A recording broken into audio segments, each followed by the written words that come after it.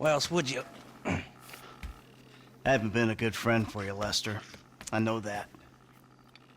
And you're gonna make it up to me by doing whatever I ask.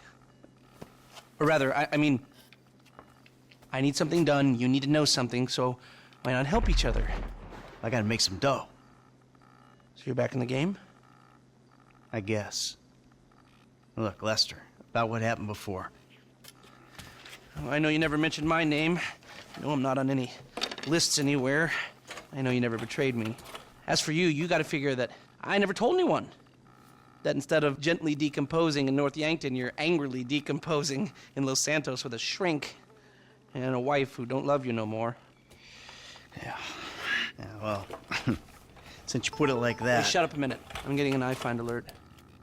That little college boy sack of shit, phony fuck. Who? Jay Norris? Yes, that fuck is a lying bastard. I've read his fucking emails. He's a fucking cheat. I heard him say that he saved America. What, by outsourcing all the jobs?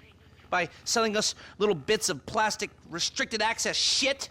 Well, now it's payback time, you lying turd. The hell are you talking about? You are about to get that white-collar gig that you always dreamed of, Mikey.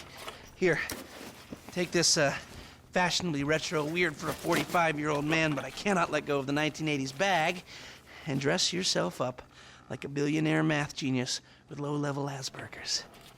You better be ready for the minor glitch of your repulsive pseudo-messianic life. Okay, Lester. Get out of here! Call me when you're ready. We are about to put the Darwinism back in social Darwinism, and brother, it is gonna be fun. You fucking kidding me? I'm a bank robber, not a web designer. So we'll go robbing soon. I'll find something. Just like the old days.